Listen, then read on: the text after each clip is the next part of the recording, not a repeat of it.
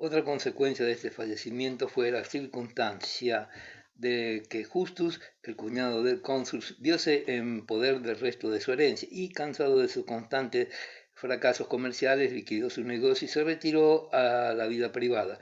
Justus Kreger, el Citier, el alegre hijo del Cavalier a la Mode, no era hombre demasiado feliz, que digamos, con sus complacencias y sus alegres ligerezas. Nunca había sabido conquistarse una sólida y prestigiosa situación como comerciante, derrochaba ya de antemano una considerable parte de su herencia, resultaba ahora que su hijo mayor, Jacob, le ocasionaba serias preocupaciones. Este mozo, que se había unido en Hamburgo con gentes depravadas, venía costando a su padre cuantiosas sumas y, como el cónsul Kreger se negara a desembolsar más dinero por su cuenta, su esposa, mujer débil y delicada, facilitaba en secreto al relajado hijo los marcos que le negara su padre, y esto daba origen a serios disgustos entre el matrimonio.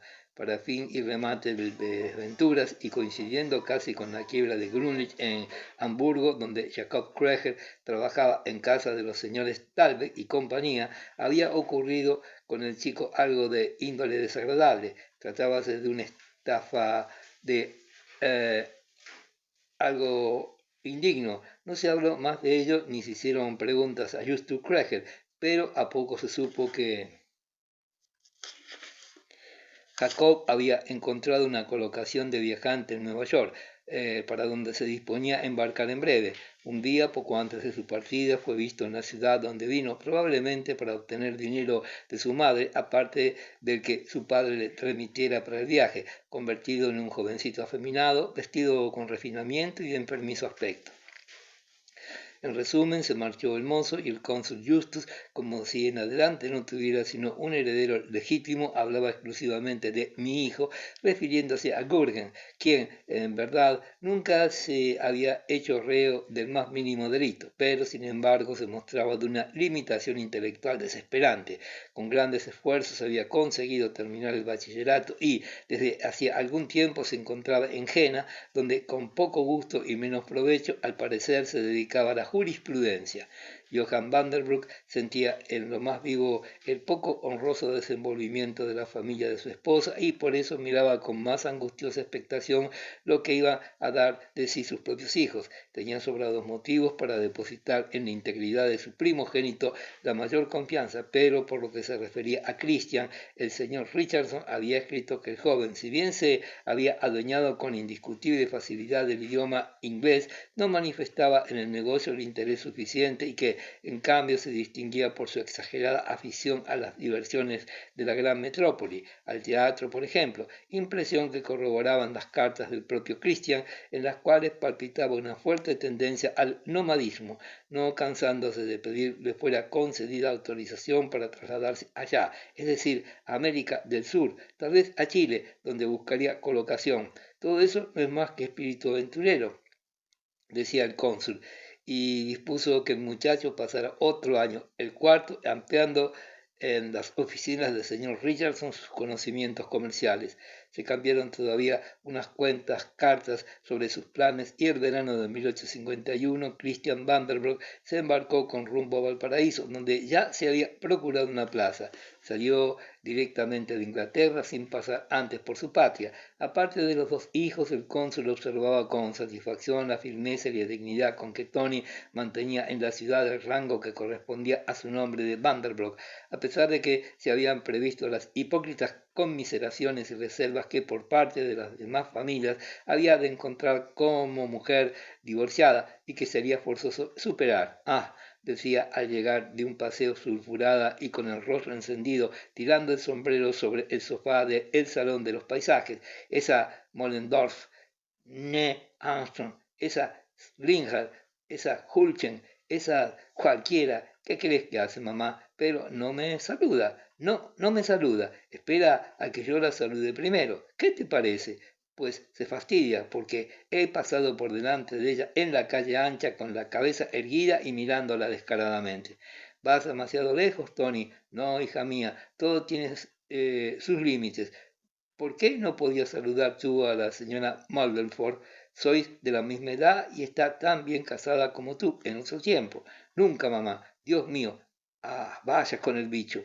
Hacé, querida, esas palabras tan poco delicadas, uf, es que la hacen a uno salirse de sus casillas. Su antipatía por esa familia elevada de repente había engendrado la simple suposición de que los Angerstrom se creían tal vez con derecho a considerarla desde un nivel más elevado, y a ellos agregaba la fortuna que conducía a la familia viento en popa. El viejo Henry había muerto a principios del año 50 y su hijo Hermann, el mismo del pan de limón y de la bofetada, dirigía hoy con el señor Strunk el próspero negocio de exportación.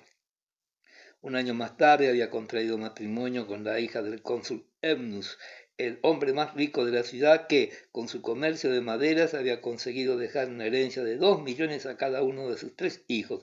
Su hermano Morris, a pesar de la debilidad pulmonar que sufría, llevaba una carrera brillantísima y se había establecido en la ciudad como jurisconsulto.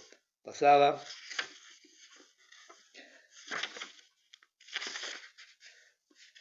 por una cabeza sumamente despejada, era ingenioso y astuto sobremanera y tenía fama de bel esprit, condiciones que muy pronto le granjearon una considerable clientela. Aparte de la tez amarillenta y los espaciados dientes, su aspecto físico no tenía nada de lo slimming. Incluso en el seno de la familia era cosa de llevar erguida la cabeza. Desde que tío Gotthold vivía apartado de los negocios, retirado en su modesta casa, paseando sus cortas piernas cubiertas descuidadamente por amplios pantalones y chupando a todas horas sus pastillas pectorales que guardaba en una cajita de hojalata, pues era muy aficionado a las golosinas, su posición respecto a la de su privilegiado hermanastro, el cónsul, había ido siendo cada vez más dulce y resignada, circunstancia que no excluía el hecho de que solía manifestar una tácita satisfacción al hablar con sus 3 hijas solteras de la desgracia del fracasado matrimonio de Tony, refiriéndose a su esposa Spiegel y en particular a sus hijas que contaban ya 26, 27 y 28 años respectivamente. Preciso nos será decir que al ocurrir la desgracia de su prima y el proceso de separación mostraron por ello un interés casi exagerado, mucho más notable del que manifestaron cuando la boda, en los días infantiles que, desde el fallecimiento de la vieja Madame Kreger, volvían a celebrarse todos los jueves en la Mengenstrans. La posición de Tony ante ellas no era muy airosa.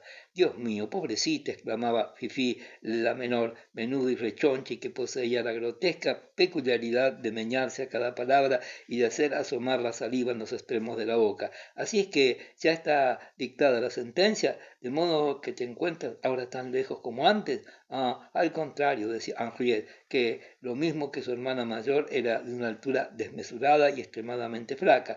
Tu estado actual es mucho más triste que si nunca te hubieses casado. Eso digo yo, corroboraba Frederica.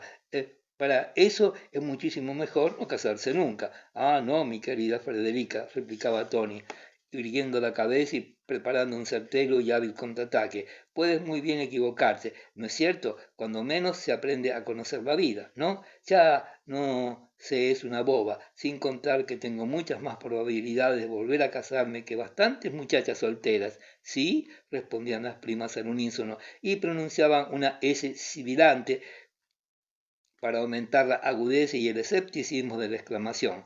En cuanto a Sesemi, Winroth era demasiado buena y diplomática para ni siquiera mencionar el incidente. Tony solía visitar a su ex maestro en la roja casita de los Mullenbrick, número 7, donde seguían educándose unas cuantas jovencitas, aunque el pensionado empezaba a pasar de moda.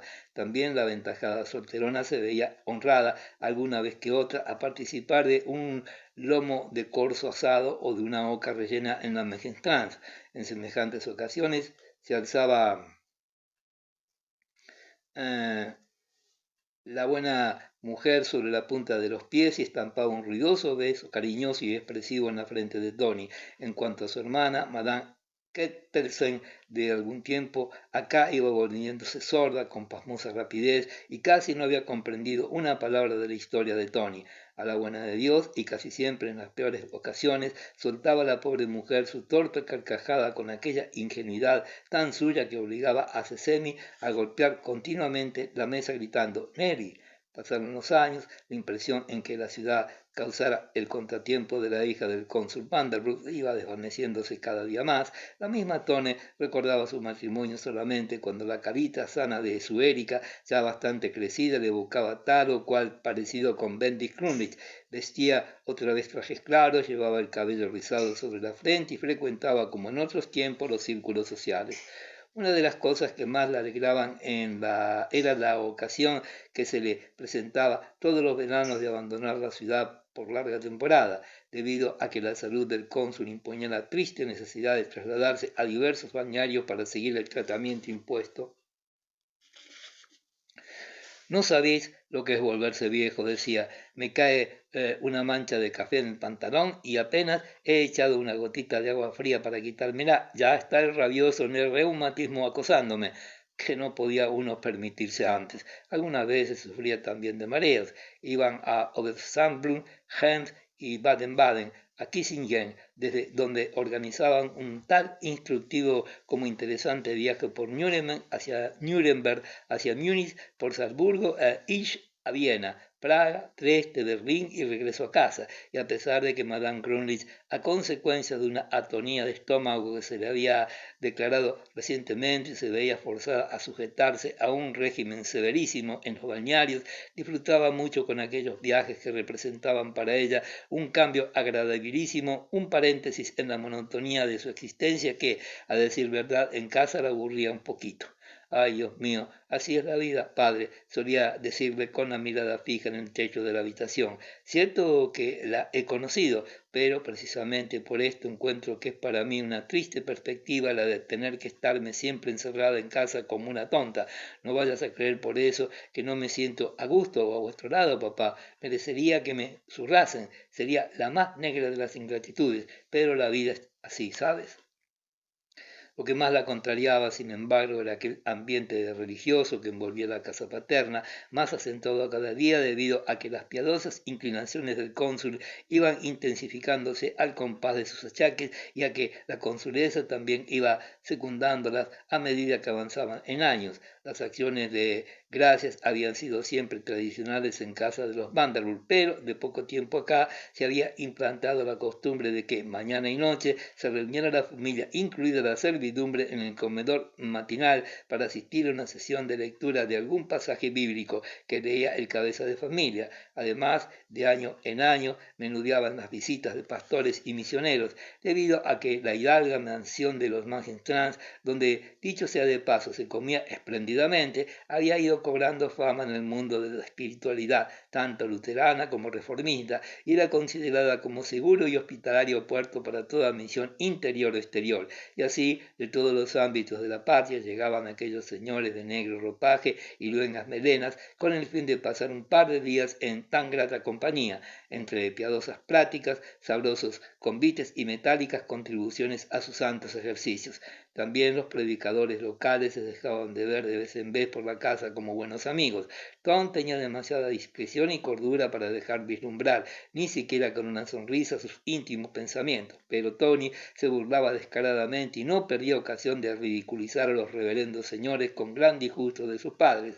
A menudo, cuando la jaqueca atacaba a la consulesa, la señora Grunwich quedaba encargada de atender a la administración doméstica y disponer las minutas. Un día en que se hallaba de huésped en la casa de un religioso célebre muy conocido, además por su apetito proverbial, Tony mandó en secreto a preparar una sopa a base de coles ácidas en la que se condensaba toda la comida, pues revueltos en ella veíanse jamón, papas, ciruelas, verdes, peras, pasas, coliflor, guisantes, habichuelas, nabos y otros diversos ingredientes condimentados con una salsa de frutas, sopa que nadie en el mundo era capaz de tragar, excepción hecha de quien estuviera habituado a ella desde su más tierna edad.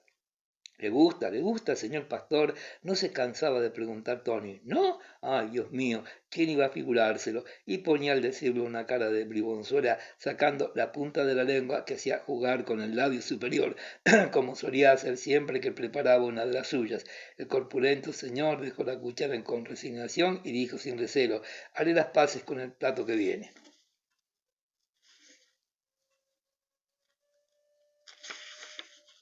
si queda todavía alguna cosita, se apresuró a murmurar la señora consulesa, porque era el caso que, después de una sopa semejante, resultaba excusado pensar en otro plato. Así, aparte de un dulce postrecito de manzana, tuvo que darse por satisfecho el defraudado religioso, mientras Tony reventaba interiormente de risa y Tom arqueaba una de sus cejas, haciendo esfuerzos por dominarse. Otro día, hallándose Tony en el zaguán, hablando con Stina, la cocinera, sobre asuntos domésticos, aceptó a pasar el pastor Matías de Cannstatt, que a la sazón se hospedaba unos días en la casa. Llamó a la puerta y fue a abrirle Trina con su andar pastoso de campesina. El pastor, a su vista y deseoso seguramente de dirigirle una palabra amable, a la vez que confesarle un poco, le dijo amablemente: ¿amas al Señor? Tal vez pensaba hacerle un obsequio si la moza hacía profesión de fe en su Salvador. Vamos, señor pastor, respondió Trina, temblorosa, sonrojándose y abriendo desmesuradamente los ojos. ¿Qué señor dice? ¿El viejo o el joven? A Madame Grunlich le faltó tiempo en la mesa para referir la anécdota con regocijada voz y con tanto éxito que la misma consulesa no pudo retener la ruidosa carcajada peculiar de los Crackers. El cónsul severo e indignado no apartaba la mirada de su plato. Una confusión, murmuró corrido el pastor Matías. Capítulo 11. Lo que sigue ocurrió la tarde de un domingo de las postrimerías de verano, el año 55. Los Badenberg se hallaban sentados en el salón de los paisajes esperando al cónsul, que estaba todavía vistiéndose. Abajo habían organizado una excursioncita con la familia Kistenmaker, un paseo a uno de los jardines de recreo de Thor, excepto Clara y Clotilde, que se pasaban las veladas de los domingos en casa de una amiga cosiendo medias para los niños negros. Los demás pensaban tomar allí café y tal vez, si el tiempo se mostraba propicio, pasear un poco en barca por el río. Con papá es un latazo, dijo Tony, usando, según su costumbre, palabras rotundas. Puede ser que alguna vez esté listo a la hora acordada, se sienta en su pupitre y venga a determinar eso y lo otro y lo demás allá. Dios mío, tal vez sea imprescindible, en cuyo caso no he dicho nada, aunque no creo que vayamos a declararnos en quiebra por haber dejado la pluma en un cuarto de hora antes. Bueno, y ahora ya pasan 10 minutos de la hora. Entonces se acuerda de su promesa y se pone a subir los peldaños de dos en dos, a pesar de que sabe que luego le vienen las congestiones y las palpitaciones. Y así a cada reunión, a cada salida. Es que no puede tomarse el tiempo necesario. ¿Por qué no deja su trabajo y anda despacio luego? Pero no hay remedio. Si fuera mi marido, yo le hablaría seriamente, mamá. Vestía, según la moda, traje de seda tornasolada y estaba sentada en el sofá al lado de su madre, que, por su parte, llevaba un vestido más sólido, de seda también, pero gris, acanalado y provisto de negros encajes en los costados. Los extremos de su cofia, de encaje y tul almidonado, sujeta bajo la barbilla con cintas de satén, venían a darle sobre el pecho. Sus manos blancas, surcadas por venas de un azul tenue, sostenían un pompadour. Junto a ella, recostado en un sillón, Tom fumaba su pitillo, mientras Clara y Clotilde permanecían al lado de la ventana, sentadas frente a frente. Era incomprensible lo poco que lucía la pobre Clotilde la alimentación ingerida diariamente, notable tanto por la cantidad como por la calidad. Continuaba siempre fracucha y su vestido negro, que además era de un corte poco elegante, no contribuía en lo más mínimo a disimular su constitución. En su rostro alargado, inmóvil, gris, bajo la raya de su cabello lacio y ceniciento, se proyectaba una nariz recta y porosa abultada en su punta. ¿Creéis que no va a llover? Dijo Clara. Esta tenía la costumbre, al preguntar, de no dar a su voz inflexión alguna y de mirar con ojo severo a la cara de su interlocutor. Su vestido pardo no tenía otro adorno que un pequeño cuello blanco y almidonado y puños que hacían juego con él. Sentábase tiesa con las manos juntas sobre el seno. Los criados la temían más que a nadie de la casa y era ella quien, mañana y noche, se encargaba del rezo, pues el cónsul ya no podía leer en voz alta sin sentir raídos inmediatamente. ¿Has tomado la copa para esta noche, Tony? Prosiguió. La lluvia te la va a estropear. Es una lástima, porque está nueva. Creo que harías mejor aplazando vuestra salida. No, replicó Tony, vendrán los Kistenmaker. No importa, el barómetro ha bajado demasiado bruscamente. Habrá un pequeño chubasco, un chaparrón, cosa de un momento. Papá no está listo todavía. Bueno, pues ya podemos esperar sentados hasta que esté dispuesto. La consuleza levantó la mano con ademán previsor. ¿Piensas que tendremos tempestad, Tom? Ay, no sabes lo que me inquieta. No, dijo Tom. Esta mañana en el puerto hablé con el capitán Claude. Es un hombre infalible. Habrá solamente un chubasco, ni arreciará el viento siquiera. Aquella segunda semana de septiembre había caído consigo temperaturas caniculares extemporáneas. Con el viento sudeste, el verano resultaba ahora más abrumador que durante el mes de julio. Un cielo azul claro, extraño, brillaba sobre los pináculos y, en cambio, en el horizonte aparecía pálido y macilento porque en el desierto, después del crepúsculo vespertino, las aceras y las casas irradiaban un color sofocante, cual si fueran estufas. Hoy había tomado el viento la dirección este. Inmediatamente se había producido aquel brusco descenso barométrico. Todavía una gran extensión del firmamento se conservaba azul, pero poco a poco iban invadiéndolo unos montones de nubes de un gris azulado, compactas y muelles como almohadas. Tom añadió, me parece que la lluvia nos haría un gran favor. Vamos a asarnos si salimos con este bochorno. Es un calor poco natural. Ni en Pau lo he sentido. En este momento entró en la habitación Ida Huntman con la pequeña Erika de la mano. La chiquilla llevaba un vestidito de indiana acabado de planchar, por la que desprendía un fuerte olor a almidón y a jabón. Tenía un aspecto algo grotesco, sus ojos y el color de la tez eran los de su padre, pero había heredado de su madre la forma del labio superior. La buena Ida tenía ya la cabeza completamente gris, casi blanca, a pesar de haber rebasado apenas los cuarentena, pero esto le venía de familia. También su tío, aquel que murió de hipo a los 30 años, tenía el cabello completamente canoso. Sus diminutos ojos grises conservaban, sin embargo, aquella mirada fiel, fresca y atenta. Llevaba ya 20 años en casa de los Vanderbroek y se sentía orgullosa de saberse insustituible. Tenía a su cargo la dirección de la cocina, despensa, armarios, roperos y vajillas. Se cuidaba de las compras más importantes. Leía a la pequeña Erika, le cosía vestidos para sus muñecas e iba a recogerla por la tarde a la salida del colegio, bien provista con un paquete de pan francés relleno, llevándola después al paseo de Mullenquart. Todas las señoras decían a la señora Vanderbilt o a su hija, vaya una señorita que tienen ustedes, amiga mía, vale tanto oro como peso, se lo digo yo, 20 años y a los 60 y más será todavía vigorosa, esa gente huesuda, y además tiene unos ojos de fidelidad. La envidio, amiga mía, y da Hudman conocía su valor y se hacía respetar. Sabía muy bien quién era y cuándo. En Mullenweg, una niñera ordinaria se sentaba en el mismo banco que ella ocupaba, intentando entablar conversación. Enseguida gritaba, Edith Kachen, aquí hay corriente, y se marchaba. Tony atrajo así a su hijita, besándola en las rosadas mejillas, y la consulesa le tendió los brazos con una sonrisa un poco preocupada. Examinaba ansiosamente el cielo que se iba poniendo cada vez más negro. Su mano izquierda vagaba por el almohadón y sus claros ojos miraban continuamente hacia la ventana como intranquilos. Erika se sentó al lado de su abuela e Ida se instaló en un sillón sin apoyarse en el respaldo, disponiéndose a emprender su labor de punto.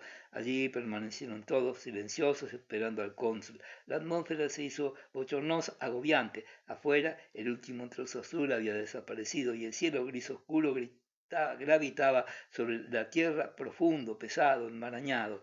Los colores de la estancia, las tintas de las figuras, de los tapices, el dorado de los muebles y de las cortinas se habían desvanecido. Los tonos del vestido de Tony ya no resaltaban y los ojos de las personas habían perdido su brillo y el viento del este, que unos momentos antes se dejaba oír todavía entre el follaje de los árboles del cementerio de Santa María y levantando pequeños remolinos de polvo en las oscuras calles, había cesado también. Fue un momento de absoluta calma.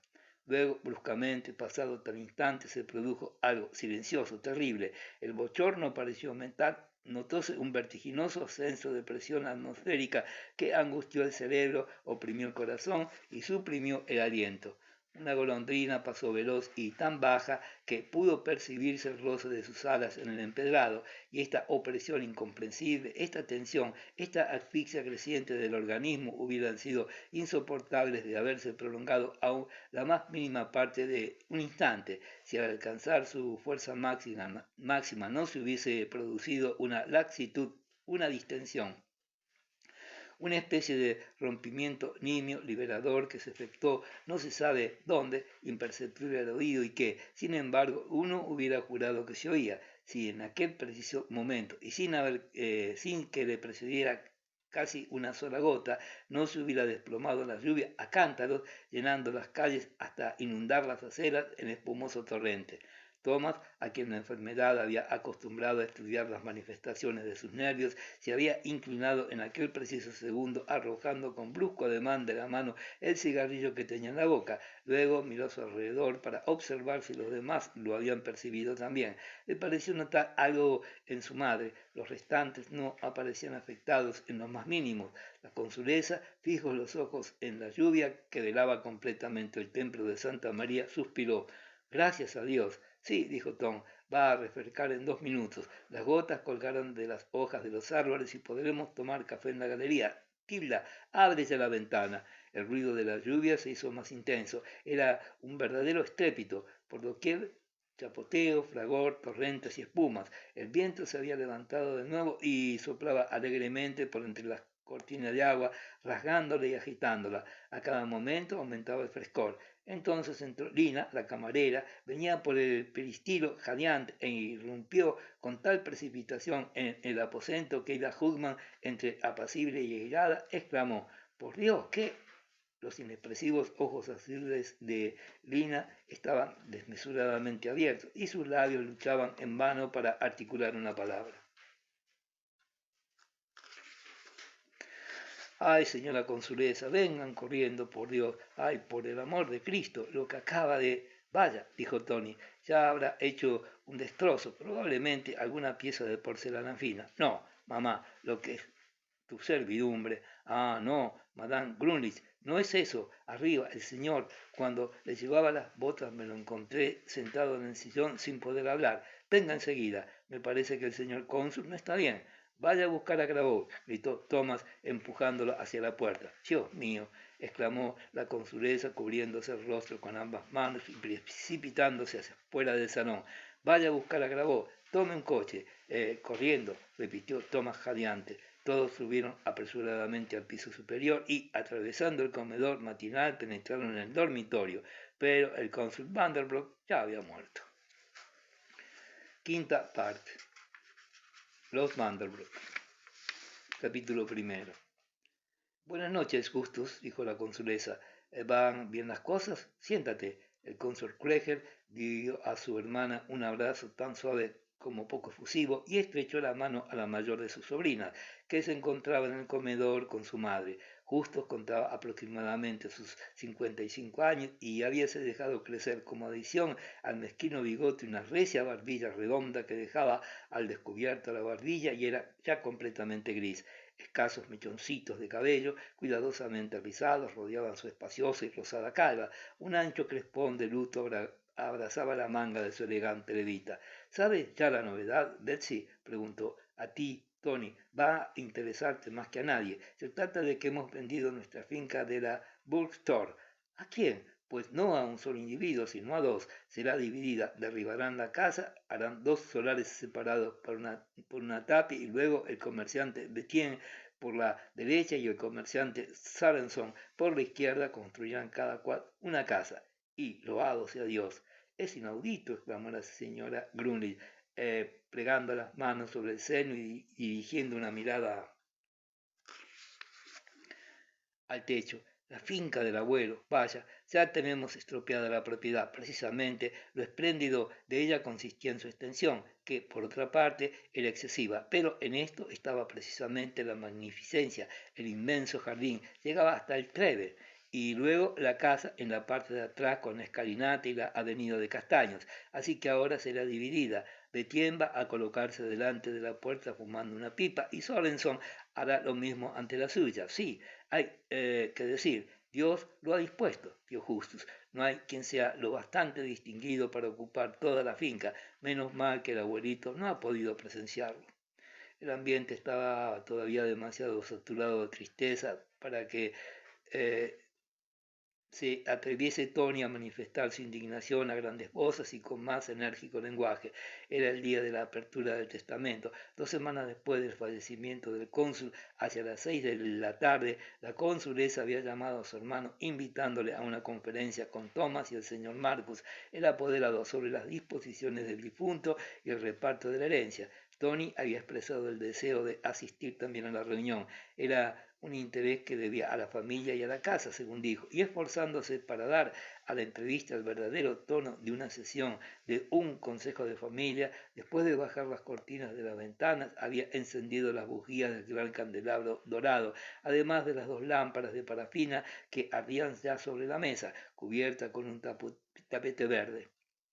También había colocado en ella gran cantidad de papel y afilados lápices, aunque nadie tenía la menor idea del uso a que iban a destinarse.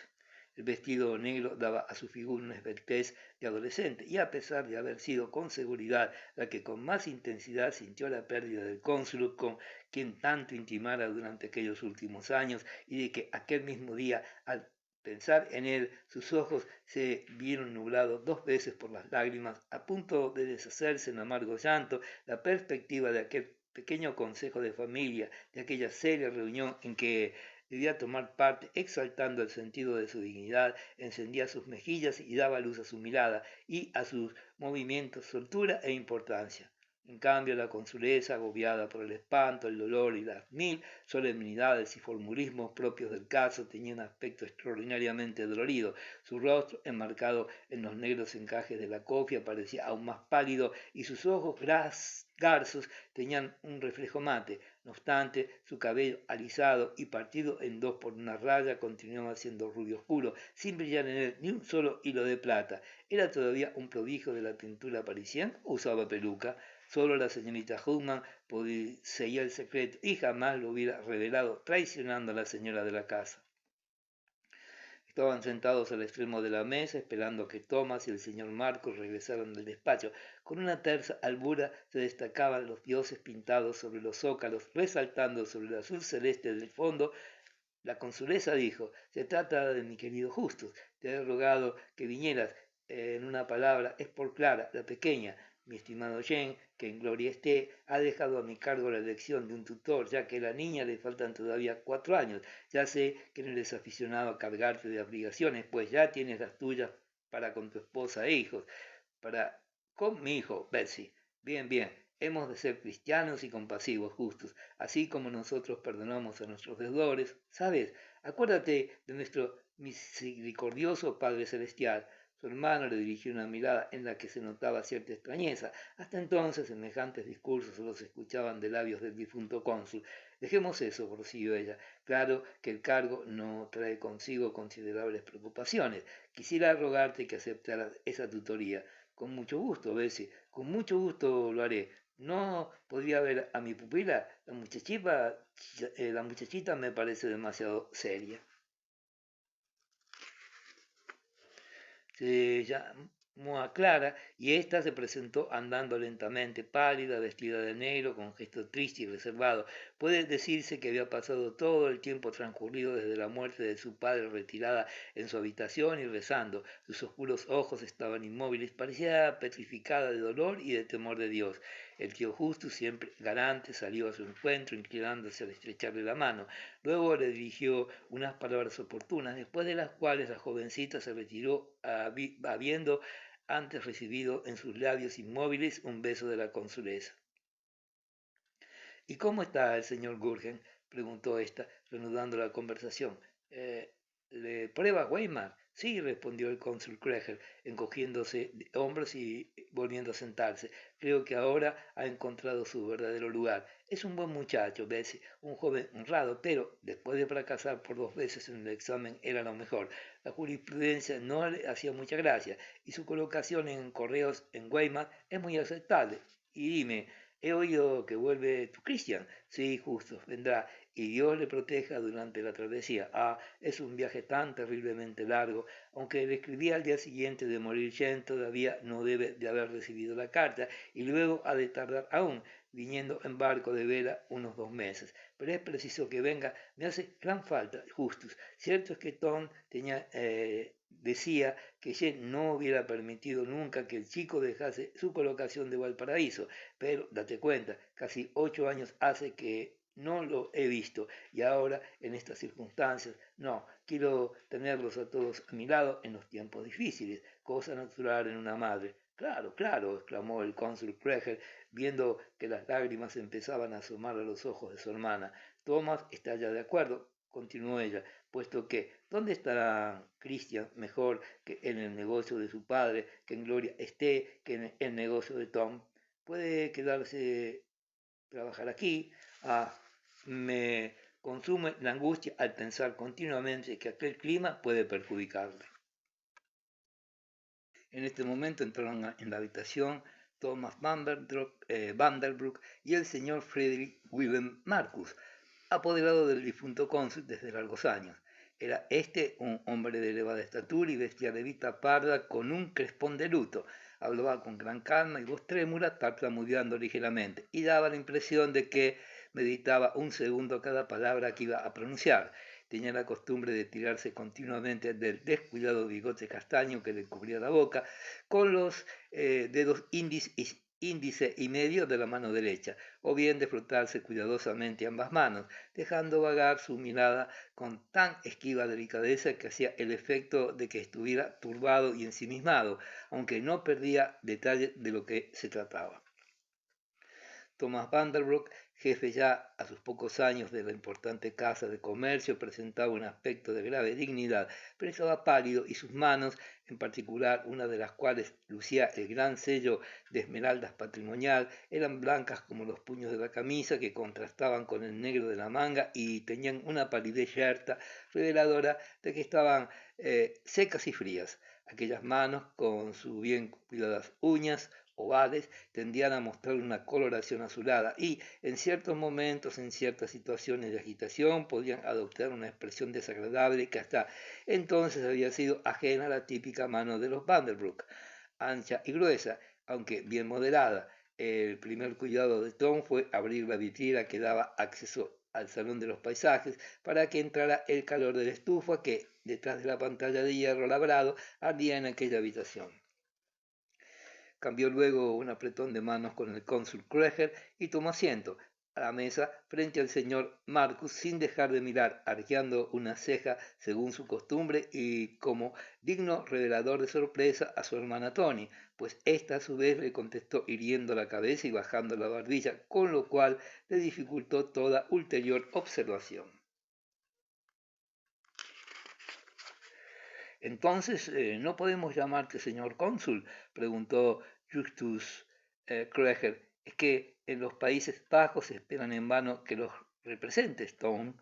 Sí, tío Justus, mire usted, me ha parecido mejor. Podía haberme encargado enseguida del consulado junto con otras tantas obligaciones, pero, en primer lugar, soy muy joven y luego he hablado con tío Gotthold. Él ha aceptado con gran satisfacción. Muy razonable, chico, muy político, completamente gentleman. Señor Marcus, dijo la consulesa, apreciado señor Marcus, y alargó la mano bien arqueada que el hombre estrechó con una mirada oblicua, modesta y obsequiosa. Me he permitido llamarle, aunque ya sabe usted de qué se trata, porque usted está identificado con nosotros. Mi esposo, que en gloria esté, manifestó el deseo en sus últimas disposiciones de que a su muerte no siguiera usted aportando su fiel y valiosa cooperación a la casa como empleado, sino como socio de la misma. Ciertamente, señora consulesa, contestó el señor Marcus, con todo respeto le ruego ser persuada de que a la elevación de mi persona que encierra esta proposición sabré corresponder con gratitud, ya que los elementos que puedo aportar a la razón social serán muy escasos.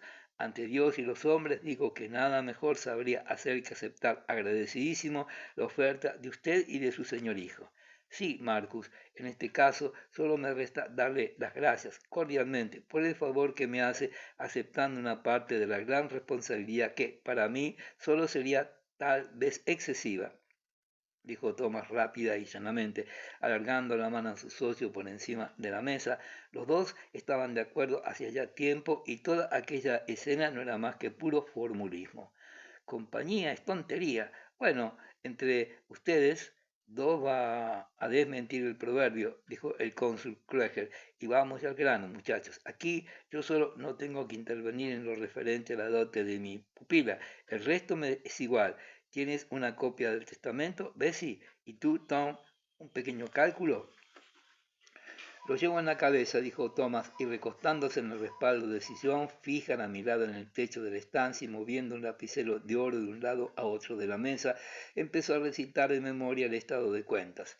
El cónsul había dejado una fortuna cuantiosa, superior a lo que nadie hubiera podido suponer. Cierto es que había perdido la dote de su hija mayor y que el quebranto producido por la quiebra de Bremen el año 51 había sido considerable, un rudo golpe. Además, el año 48, así como el presente 55, las inquietudes y los rumores de guerra habían producido pérdidas, pero la participación de los Vanderburg en la herencia de los Kreger había ascendido a 400.000 marcos, reducidos a 300.000 por causa de los derroches de Justus, y aunque Johann Vanderbroek, como todo buen comerciante, se había estado quejando continuamente, las antedichas pérdidas se habían visto compensadas por unos beneficios de 30.000 escudos.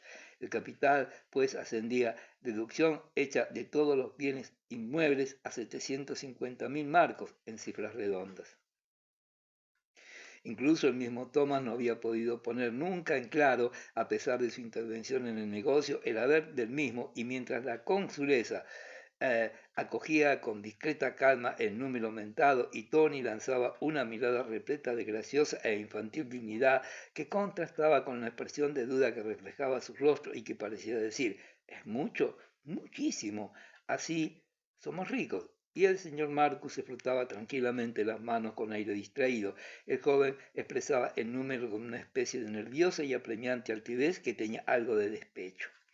Tiempo a que hubiéramos debido haber alcanzado el millón, dijo con voz velada por la emoción que al mismo tiempo hacía temblar sus manos. El abuelo en sus mejores años llegó a disponer de 900.000 marcos y desde entonces cuántas fatigas, cuántos éxitos y qué buenos cup acá y allá. Y la dote de mamá y la herencia de mamá, ay, pero también esa continua desmembración, aunque es verdad que está en la naturaleza de las cosas, verdad que en este momento hable exclusivamente en nombre de la casa, prescindiendo un poco de la familia, esas dotes, esas indemnizaciones a tío Gotthold y a los de Frankfurt, esos centenares de miles que era preciso arrancar del fondo comercial.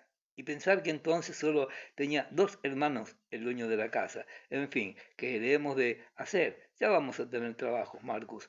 El afán de trabajar, de vencer, de llegar, la avidez de subyugar a la felicidad, todo eso centellaba en sus ojos. Sentía concentrada en él la mirada de cuantos le escuchaban expectante, confiado en que habría de mantener y aún aumentar el prestigio de la casa, de la rancia familia. En la voz encontraba aquellas oblicuas miradas escrutadoras que le dirigían los viejos hombres de negocios joviales, escépticos y ligeramente burlones que parecían preguntar, ¿vas a poder con tanta carga, hijo? Pero Willem Marcus se frotaba modestamente las manos mientras Justus Kreger decía, bueno, calma tu sangre, mi viejo Tom, estos tiempos no son aquellos en que tu abuelo era el proveedor de los ejércitos de Prusia.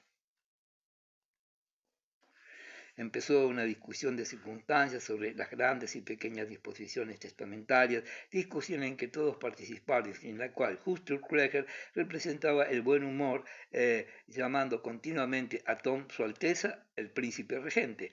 Los graneros quedan, como exige la tradición, en propiedad de la corona, dijo, pero los demás, las disposiciones iban encaminadas, como es natural, a dejar la herencia lo más concentrada posible. En principio, la señora Elizabeth Vanderbroek quedaba como heredera universal y todo el numerario continuaba invertido en el negocio al cual el señor Marcus apostaría, según declaró, 120.000 marcos en concepto de capital social. A Thomas le era asignada como legado provincial particular la cantidad de 50.000 marcos y otros tantos a Christian en caso de que se estableciese por su cuenta. Justus Kleger escuchó atentamente la lectura del siguiente párrafo. La cuantía de la dote de mi entrañable hija Clara, en caso de matrimonio, la dejo a discreción de mi querida esposa. Pongamos 100.000, exclamó, apoyándose en el respaldo, cruzando las piernas y retorciéndose el corto bigote gris. Era la complacencia personificada. Sin embargo, estipulóse la suma en 80.000 marcos. En el caso de un segundo matrimonio de mi querida hija mayor, Antoine, proseguía el testamento, teniendo en cuenta que en el primero se invirtieron 80.000 marcos, le asigno para su ajuar la suma de 16.000 escudos que no debe ser sobrepasada. Antoine avanzó los brazos en un ademán tan agitado como gracioso y mirando al techo exclamó: «Ah, Grunlich», en un tono que resonó como un grito de guerra, como un toque de carga. «¿Sabe usted cómo se nos presentó, señor Marcus?», preguntó, pues una tarde apacible nos hallábamos sentados en el soportal. «Ya conoce nuestro soportal, señor Marcus. Bien, ¿quién va? Un señor con rubicundas patillas. Vaya un filio». «Bueno», intervino Tom, «más tarde hablaremos del señor Grunich, ¿verdad?». «Bien, bien, pero esto no me lo negarás, Tom. Tú eres hombre inteligente y yo, aunque hasta hace poco era muy cándida, he tenido la experiencia necesaria para comprender que no todo el mundo va siempre a sus fines por caminos honrados y justos». «Sí», asintió Tom, y prosiguió la discusión del testamento, pasándose a ultimar los detalles, como, por ejemplo, el destino de la vieja Biblia familiar, de los botones de diamantes del cónsul y otros pormenores por el estilo. Justus Kleger y el señor Marcus se quedaron a cenar. Capítulo 2. A principios del año 1856, después de 8 de ausencia, Christian regresó a la casa paterna. Vestía un traje amarillo a grandes cuadros que tenía cierto resabio tropical y llegó en la diligencia de Hamburgo cargado con un hocico de pez espada y una gran caña de azúcar, acogiendo entre el preocupado y perplejo los abrazos maternales. Esta actitud observóla también al día siguiente, cuando por la mañana toda la familia fue al cementerio de los Burgstor para depositar una corona sobre la tumba de su padre. Agrupáronse todos en el nevado sendero frente a la gran losa que tenía esculpidos los blasones de la familia y sintiéronse rodeados por los nombres de las personas que allí reposaban. Al pie de la majestuosa cruz de mármol, adosada al borde del reducido y frío soto en que se encontraba el cementerio.